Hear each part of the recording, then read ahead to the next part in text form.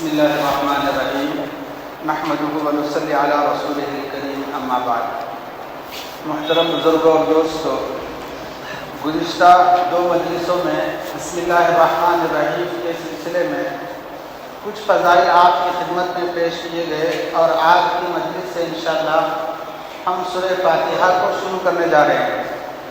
سورہ فاتحہ یعنی الحمدللہ رب العالمین کی جو سورت ہے، اس کی آج پہلی آیت کے سلسلے میں ہم تھوڑی بہت معلومات حاصل کر لیں گے انشاءاللہ۔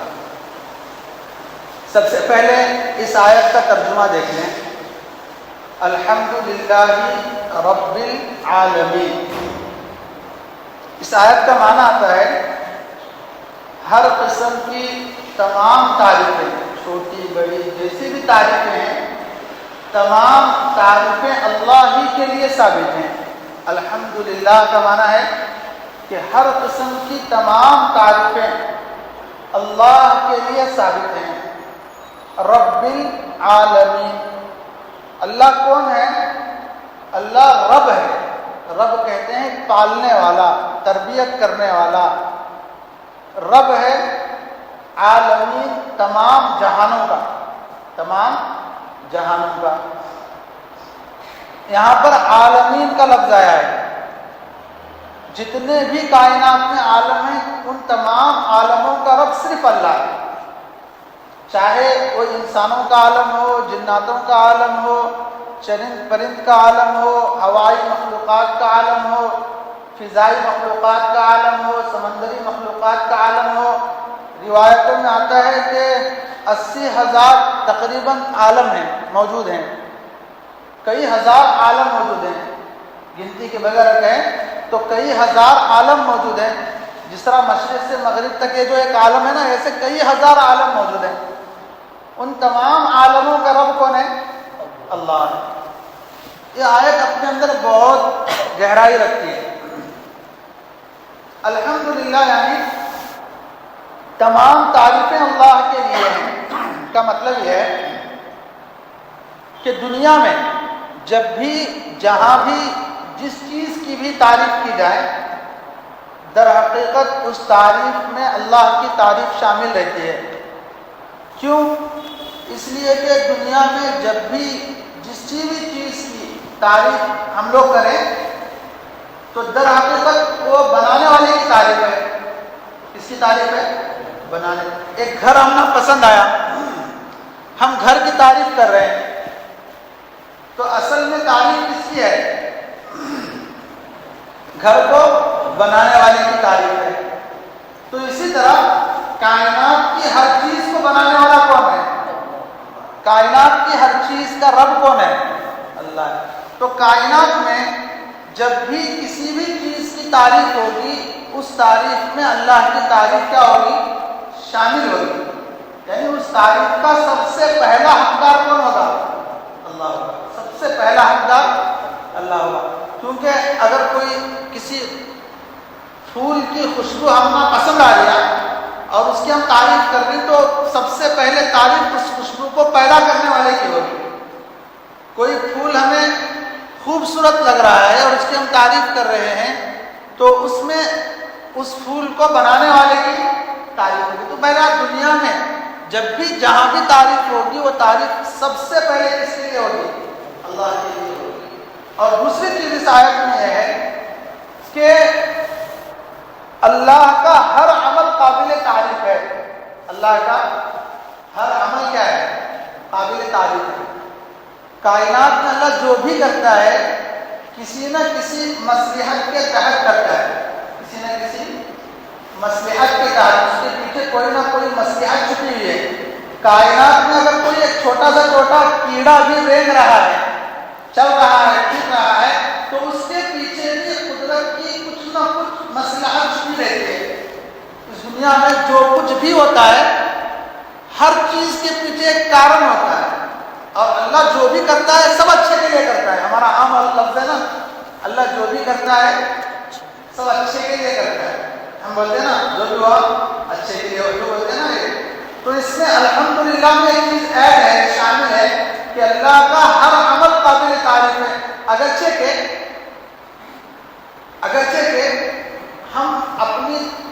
چھوٹی عقل کے ذریعے سے جب وہ چیز کو دیکھتے ہیں تو وہ چیز ہم اچھی نہیں لگتی، لیکن اس کے باوجود بھی اس میں کچھ نہ کچھ اللہ کی طرف سے خیر کیا ہوتا ہے، چھپا رہتا ہے۔ میں امید کرتا ہوں کہ آپ کو سمجھ آ رہی ہوگی بات کہ الحمدللہ میں یہ بات بتائی گئی کہ اللہ کا ہر عمل قابل تعریف ہے، اور اس کے لیے دلیل بیان کی جا رہی ہے رب العالمین کے ذریعے سے۔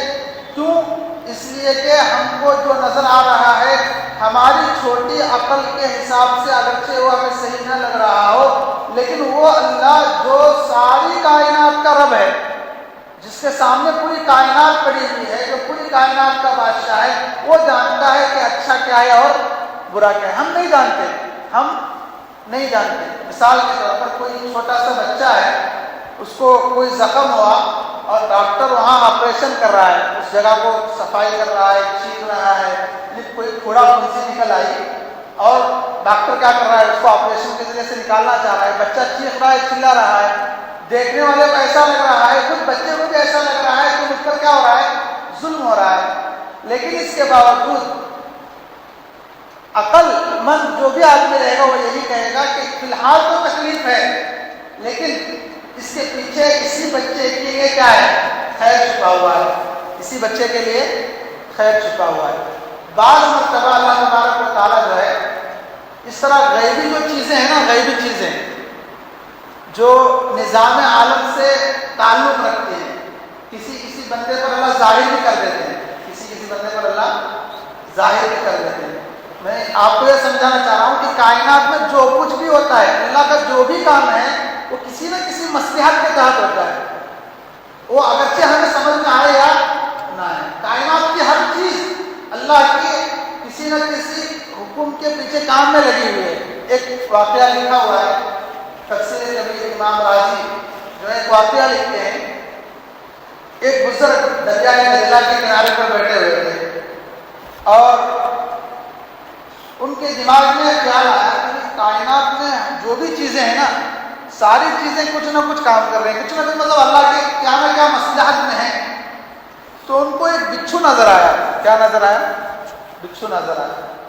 تو انہوں نے سوچا کہ اس بچھو کو بھی اللہ نے کسی نہ کسی کام پہ کیا ہوگا، لگایا ہوگا، کچھ نہ کچھ اس کے پیچھے کچھ نہ کچھ ذمہ داری ہوگی، کچھ نہ کچھ ہوگا۔ میں کام کرتا ہوں، اس کے پیچھا کرتا ہوں۔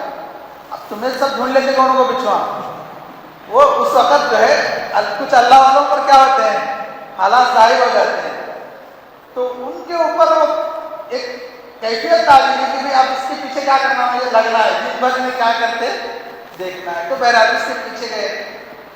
اب وہ بچو وہاں سے نکلا، گیا دریائے دجلہ، ایک دریا کا نام ہے، اس دریا کے کنارے پر جا کر وہ بچو ٹھہرا۔ وہ بچو کیا ہوا، ٹھہرا۔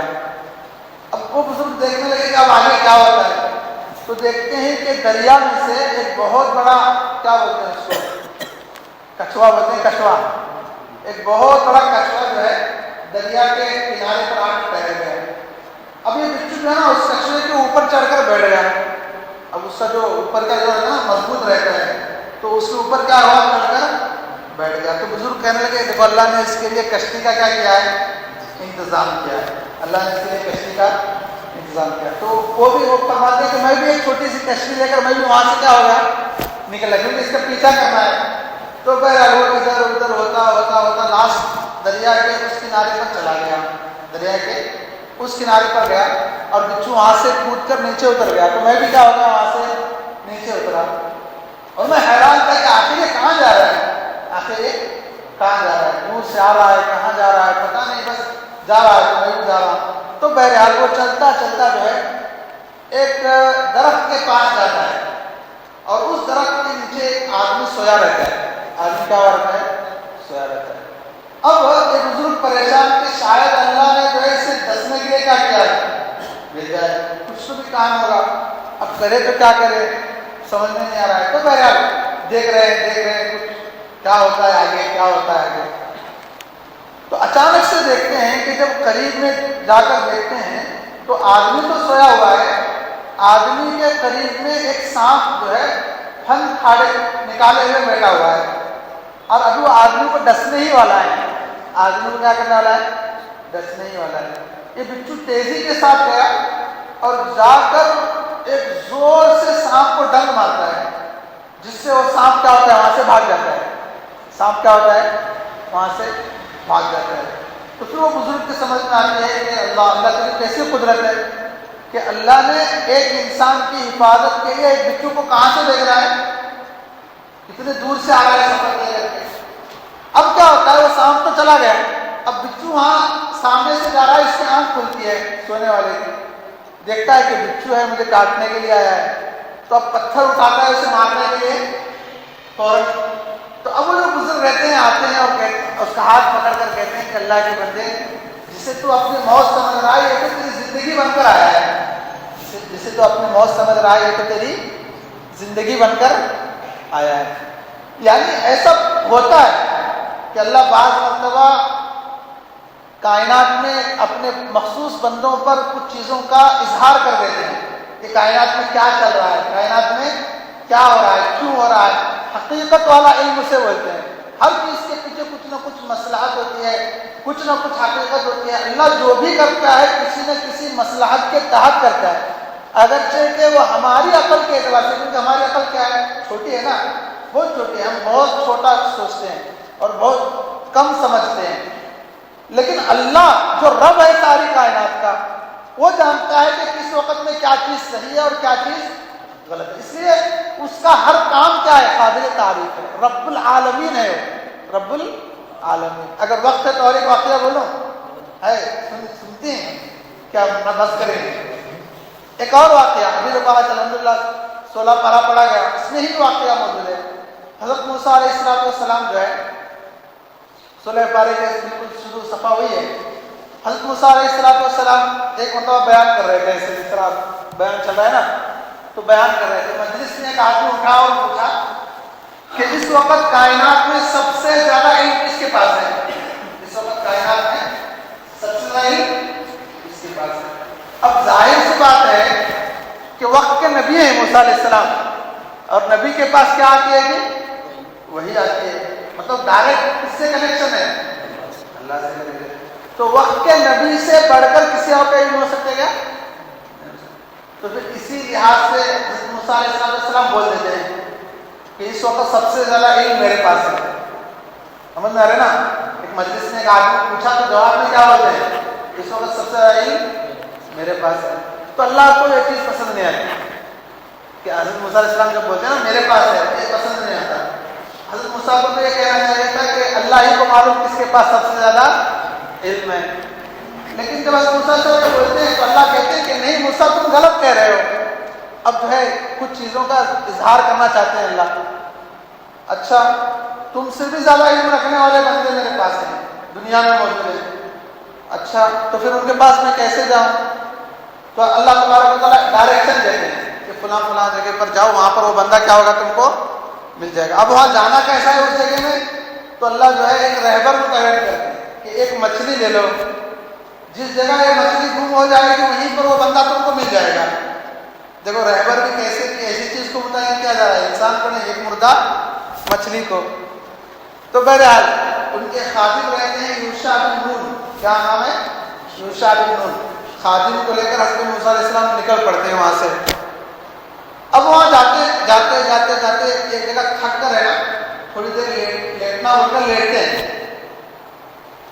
تو وہ جو مچھلی ہے نا زندہ ہو کر وہ دریا میں چلے جاتی ہے، ایک دریا کے کنارے رکھتے ہیں تو دریا میں کیا ہوتی ہے، چلی جاتی ہے۔ خادم دیکھتا ہے، لمبا واقعہ ہے مختصر بیان کر رہا ہوں، خادم دیکھتا ہے کہ مچھلی گئی ہے، اب جاگیں گے تو بولے، ابھی تھک کر سوئے نا، اٹھا کر بولنا اچھا نہیں ہے، جاگیں گے تو بولیں گے، لیکن ہوتا یہ ہے کہ شیطان بلا دیتا ہے، بولتے نہیں، پھر وہاں سے آگے کیا ہوتے ہیں، چل دیتے ہیں۔ اب چلتے چلتے تھک کر بھوک لگتی ہے تو موسیٰ علیہ السلام بولتے ہیں کہ بھائی یہ تو بڑا تھکا دینے والا سفر ہے، بھوک لگیا ذرا مچھلی میں نکال کھانا کھائیں گے۔ تو اس وقت یوشع بن نون سے آ جاتے ہیں، وہ تو مچھلی کیا ہو گیا، پانی میں چلے گئے۔ پھر حضرت موسیٰ علیہ السلام بولتے ہیں اچھا ابھی تو وہیں تو جانا تھا، میں جاؤ گئی، آگے آنے کی ضرورت ہی نہیں تھی، چلو نہیں جائیں گے۔ تو پھر بہرحال وہاں سے پلٹ کر جب واپس آتے ہیں تو وہاں پر ان کو حضرت خضر علیہ السلام ملتے ہیں۔ کون ملتے ہیں؟ حضرت خضر علیہ السلام۔ یعنی حضرت خضر علیہ السلام ان لوگوں میں سے ہیں اللہ نے جن کے ذمے ہے نا کائنات کا نظام सौंपा है। एक है तकवीनी इल्म और एक है तशरीकी इल्म। जरा अल्फाज हार्ड है लेकिन समझने की कोशिश करो। तकवीनी इल्म यानी जिसका ताल्लुक दुनिया के निज़ाम से है। अल्लाह दुनिया बनाए बोले तो दुनिया का निज़ाम को नहीं चलाना नहीं चलाना, दुनिया का निज़ाम चलाना है ना पूरा। और एक है तशरीई इल्म, जैसे इबादत है, ये है वो है, तो ये एक चीज़ है। और दुनिया है, दुनिया का निज़ाम चलाने का एक इल्म है। तो खिज़र अलैहिस्सलाम उन बंदों में से जिनको अल्लाह ने तकवीनी इल्म दिया है, दुनिया का निज़ाम उनको चलाना है।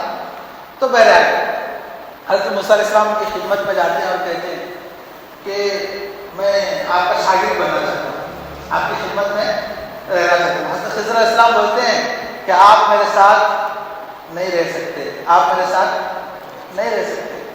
तो हज़रत मूसा अलैहिस्सलाम कहते हैं कि नहीं, मैं आपके साथ रहना चाहता हूँ। तो खिज़र मना करते हैं आप वकई तस्वीर आला मालम तुहित बिही खुबरा। कुरान कहता है कि भाई जिसका इल्म आपके पास नहीं है आप उसको लेकर कैसे सब्र करेंगे? आप मेरे साथ एक दिन भी नहीं रह सकते, हमेशा रहना तो क्या है, बहुत दूर की बात है। फिर हज़रत मूसा अलैहिस्सलाम कहते हैं कि आप मुझे सब्र करने वाला पाएंगे। अगर मुझे कुछ समझ नहीं भी आया तो मैं क्या करूँगा? सब्र करूँगा, लेकिन तुम्हारे साथ रहूँगा, तुम्हारे एक हुक्म की भी नाफरमानी नहीं करूँगा। कंडीशंस होते हैं, दोनों के बीच में क्या होता है। तो हज़रत खिज़र अलैहिस्सलाम आगे बढ़ते हैं, क़ाल सतजिदुनी इंशाअल्लाहु साबिरन वला आसिलक अमरा क़ाल फ़इन इत्तबअतनी फ़ला तसअलनी अन शैइन हत्ता उहदिस लक मिन्हु ज़िक्रा। तो भाई ये कंडीशन है, अगर मेरे साथ रहना है ना, मैं कुछ भी करा तो पूछना नहीं है क्यों करेगा तो, मैं कुछ भी करा तो पूछना नहीं ये क्यों किया गया, सवाल नहीं करना, मैं खुद ही बता दूंगा वक्त आने पर, लेकिन मुझे पूछना नहीं है कि ये क्यों किया, इसका सवाल नहीं करना। तो बहरहाल हज़रत मूसा अलैहिस्सलाम मानते हैं और मान में जो है साथ में अब सफ़र शुरू होता है। तो हज़रत खिज़र अलैहिस्सलाम तो मुसाफिर हैं, कभी यहाँ कभी वहाँ, तो अभी भी घूमते रहते हैं, उनका काम ही है। तो बहरहाल जब वो आगे सफ़र शुरू होता है तो एक दरिया के पास जाते हैं। दरिया बोले तो नदी जिसे गए, नदी दरिया जो भी है, दरिया के पास जाते हैं। अब कश्ती से पार होना है ना आगे दूसरे, एक कश्ती में सवार होते हैं, जहाज में सवार होते हैं। अब वो कश्ती वाले जो बेचारे नौजवान रहते हैं, जैसे हमारे नौजवान हैं पूरे माशाल्लाह, यहाँ पर देखते हैं कि भाई मतलब ऐसा होता है ना, अगर कोई किसी आपकी गाड़ी में मैं बैठा तो कभी कभी आप क्या कहेंगे, नहीं रो मौलाना जाओ, ऐसे टिकट के लिए बोलते नहीं बोलते ऐसा, मतलब कोई भी आलिम है, कोई भी ऐसा है, इज्जत में क्या करते हैं, नहीं लो मौलाना सर जाओ। किसी की गाड़ी में बैठे, अलाउद्दीन भाई की गाड़ी में बैठा तो कभी कभी फ्री में भी ले जाते हैं, हम पैसे देना लेकिन तो ऐसा हुआ उस वक्त में कि उन्होंने कश्ती वाले क्या बोले कि भाई तुम तो अल्लाह वाले दिन दुआ करो हमारे लिए, तुम्हारे पैसे का भी न को हम तुम ना छोड़ देते हैं ऐसे। तो बहरहाल अब ये एहसान है या अच्छा है या बुरा है, ये काम अच्छा है या बुरा है? यानी कश्ती वाले क्या कर रहे हैं, टिकट नहीं ले रहे, पैसे नहीं ले रहे, एहसान कर रहे हैं। अब इसका बदला क्या करना, एहसान कितना देना? इसके बजाय क्या होते हैं, कश्ती जब दूसरे किनारे पर जाती है, चुप बैठे बैठे हज़रत खिज़र अलैहिस्सलाम क्या करते हैं, एक लकड़ी पकड़ को खींच को तोड़ दी कश्ती को, कश्ती को क्या करते हैं, तोड़ देते, उसको सुराख करते हैं कश्ती में। अब हज़रत मूसा अलैहिस्सलाम को राह जंगा है बात, इनके पास तो तशरीह में शरीयत तो कहती है कि भाई एहसान करने वाले के साथ क्या करो, एहसान करो, इतना बोलते हैं। अब यहाँ तो पूरा उल्टा मामला है। अब वो भी वक्त के जलील कदर पैगंबर मूसा अलैहिस्सलाम बर्दाश्त होगा। पहले शर्त क्या हुआ, कुछ भी पूछना नहीं, क्यों करे, लेकिन बर्दाश्त नहीं होगा। बोलते कि क्या इतने बड़े दिख रहे, अल्लाह वाले दिख रहे हैं, खामखा और पैसे लेके क्या ले रहे हैं, कश्ती को क्या करें, ऐसा है। तो हम खिज़र अलैहिस्सलाम पहला बोला था नहीं बोला था, तुम मेरे साथ नहीं रह सकते, तुम चले जाओ तुम्हारे रास्ते पर।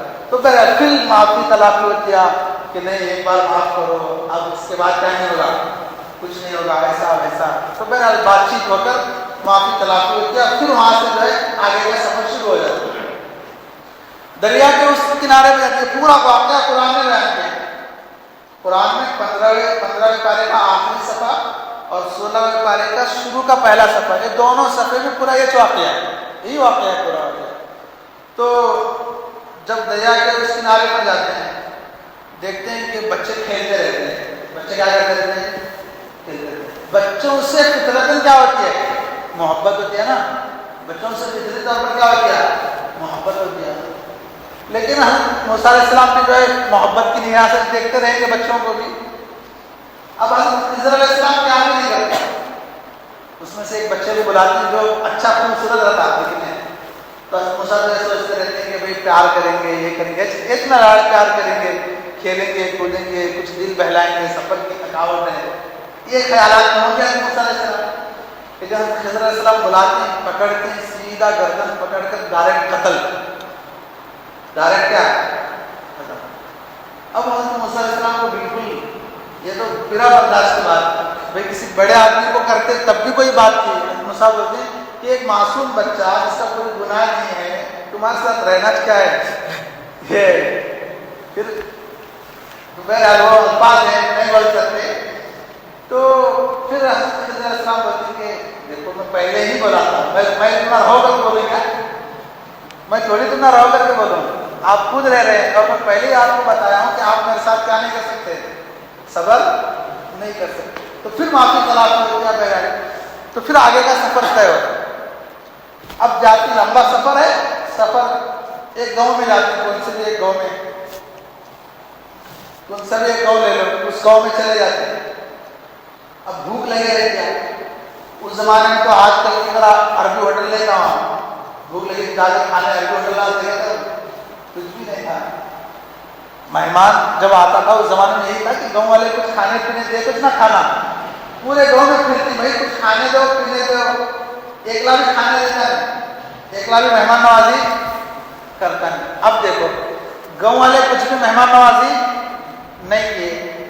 اب گاؤں سے نکل کر باہر جاتے رہتے ہیں. تو پورا باہر کا ایریا ہمارا محمد مسجد میں کیا ہوا, یہ پورا اب آبادی شاد ہوئی ہے, تو یہ باہر کا ایریا. ایسا باہر جاتے رہتے ہیں, ایک گھر دیکھتے ہیں کہ ایک دیوار رہتی ہے, دیوار گرنے کو قریب رہتی ہے, گرنے آئے رہتے ہیں, پورا گرنے کے قریب رہتی ہے. اب حضرت موسیٰ علیہ السلام کو ایک نظر بولتے ہیں کہ بھائی تیار ہو جاؤ. اچھا کس بات کو تیاری ہوئی, اب کیا ہوگا؟ نہیں یہ دیوار بنانا ہے, گونڈی کا کام کرنا ہے. ہماری لینگویج میں کیا کرنا ہے؟ گونڈی کا. دیوار پورا بنانے کا ہے. تو اب پریشان بھائی, وہاں کشتی والے فری میں بٹا کر کشتی تھوڑے لوگ کھانے پینے دے رہے ہیں, اب ان کے کام کرنے بیٹھے لوگ. اب حیرانی کی بات اتنا ہے, ان کی کیا ہے, اب ان کی دیوار بنانے کے پیچھے لگ گئے. تو بہرحال دیوار بن کر تیار ہو جاتے ہیں. موسیٰ علیہ السلام کیا بولتے ہیں, بنا تو دیے ٹھیک ہے, لیکن کم سے کم ذرا پیسے بھی لیتے ان کے پاس سے. ان کے پاس سے کیا لیتے؟ پیسے لیتے. ہمارا کھانا پینا ہوتا نا اس پیسوں میں. تو اس وقت حضرت ذرا بولتے ہیں کہ دیکھو بھائی آپ میرے ساتھ نہیں رہ سکتے, لاسٹ کا آپ چلے جاؤ. اب کیا ہو جاؤ, چلے جاؤ. لیکن جو ہے اگر آپ میرے ساتھ صبر کے ساتھ رہتے تو اور بھی بہت ساری چیزیں دیکھتے ہیں, کیونکہ میرا سارا ایسا میرا نظام ہی ایسا ہے, میرے کامات کیا ہے ایسا ہے. لیکن میں جو بھی کرتا ہوں اللہ کے حکم سے کرتا ہوں. اچھا جانے سے پہلے ان 3 چیزوں کی مصلحت کو سن کر جاؤ. تو اس کے بعد میں تینوں چیزوں کا ریزن حضرت خضر علیہ السلام حضرت موسیٰ علیہ السلام کو بولتے ہیں کہ دیکھو جس کشتی میں ہم سوار تھے نا, کشتی کے جو لوگ تھے, نوجوان تھے, بڑے بیچارے آدمی تھے. آپ ان کا گزر بسر ہی اس کشتی پر تھا. وہ کشتی میں آنا جانا اسی کے ذریعے سے ان کی زندگی چل رہی تھی, اور ہمارے پاس انہوں نے کرایہ بھی لے لیا. لیکن اب نیکسٹ اسٹیپ جو تھا وہ یہ تھا کہ یہ کشتی لے کر جس گاؤں کو جا رہے تھے وہاں ایک ظالم بادشاہ ٹھہرا تھا. اسے جو کشتی بھی پسند آتی انہیں وہ کشتی کو اٹھا کر کیا کرتا تھا, لے لیتا تھا, غصب کر لیتا تھا. اب میں اس کشتی کو نہ توڑتا, اس میں عیب نہیں پیدا کرتا, یہ کشتی لے کر وہاں جاتے تو ان کی کشتی کیا ہوتی ہے, ضبط ہو جاتی. ان کی کشتی کیا ہو جاتی, ضبط ہو جاتی. تو میں نے اس بڑی پریشانی سے بچانے کے لیے ایک چھوٹی سی پریشانی ان کو کیا کیا, دے دیا, اور یہ بھی اللہ کے حکم سے دیا. اچھا اب بچے کا کیا قصہ ہے. تو اس وقت حضرت خضر علیہ السلام نے کہا کہ جس بچے کا قتل کیا گیا اصل میں اس بچے کی مطلب فیوچر ایسا تھا کہ بچہ فیوچر میں کافر بن جاتا.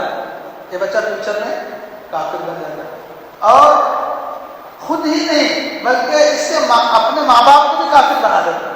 اپنے ماں باپ کو بھی کافر بنا دیتا. ماں باپ جو ہے ایک ہی بچہ اس سے لاڈ پیار میں کیا ہو جاتے, وہ بھی کافر ہو جاتے. تو اللہ نے بچے کو یہیں پر ختم کر کے ایک نیک صالح ولی صفت بچہ ان کو کیا کرے، دے دے۔ تو اس لیے اللہ نے اس طرح ایک ترتیب اپنائی، اللہ کے حکم سے میں نے یہ کیا۔ اچھا، اب جس بستی میں ہم گئے وہاں پر کھانے پینے کے لیے لوگ کچھ نہیں دیے، اب دیوار آپ سیدھا گئے نا تو اس کا جواب دیتے ہیں حضرت خضر علیہ السلام کہ جو بستی کے لوگ تھے وہ تو بڑے کنجوس آدمی تھے، بڑے کیا تھے، کنجوس بخیل، وہ کھانا بھی نہیں کھلایا ہم کو۔ اب سوچو ان کو کچھ بھی مال ملا تو چھوڑیں گے وہ؟ بالکل نہیں چھوڑیں گے۔ جو دیوار گرنے آئی تھی نا، اصل میں اس دیوار کے نیچے یتیم بچوں کا خزانہ چھپا ہوا تھا، اگر دیوار گر جاتی تو خزانہ کیا ہو جاتا، باہر آ جاتا، اور بستی والے کیا کرتے، ہڑپ کر دیتے۔ اللہ نے کہا کہ اس دیوار کو مضبوطی سے بنائیں تاکہ بچے جب بڑے ہو تو وہ اپنا خزانہ کیا کرے، اللہ آپ کو پہنچا دے گا وہاں پر کسی نہ کسی ذریعے سے۔ تو اس وقت تک حفاظت کے لیے اللہ نے کیا کیا، اس دیوار کو بنانے کا مجھے حکم دیا۔ میں جو کچھ بھی کیا ہوں اللہ کے کیا کیا، اللہ کے حکم سے کیا۔ تو اس واقعے کو بتانے کا مقصد یہ ہے کہ یہ ہے رب العالمین، یعنی اللہ کے سامنے وہ تو پورے عالموں کا کیا ہے، رب ہے نا، اسے معلوم ہے کس وقت کون سی چیز صحیح ہے اور کس وقت کون سی چیز غلط۔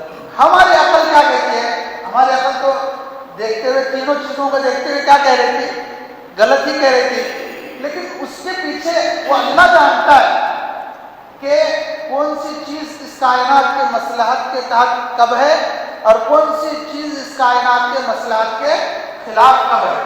ہم نہیں جانتے، ہم تو صرف اللہ کے فیصلے پر راضی رہنا، یہ ہمارا کام ہے، اللہ کے فیصلے پر راضی رہنا، اور اس بات پر یقین رکھنا کہ اللہ کا ہر عمل قابل تعریف ہے۔ یہ دونوں چیزیں، دونوں جملے ہیں نا، آپس میں ملتے جلتے ہیں۔ الحمدللہ، تمام تعریفیں اللہ کے لیے ہیں، کیوں؟ اور اس کا ہر عمل قابل تعریف ہے، کیوں؟ اس لیے کہ وہ رب ہے تمام عالموں کا، اور وہ ہر چیز کو جانتا ہے کہ کون سی چیز کب مناسب ہے اور کون سی چیز کب مناسب نہیں ہے۔ سمجھ میں آ رہی بات؟ انشاءاللہ اگلی بات کر لو گی۔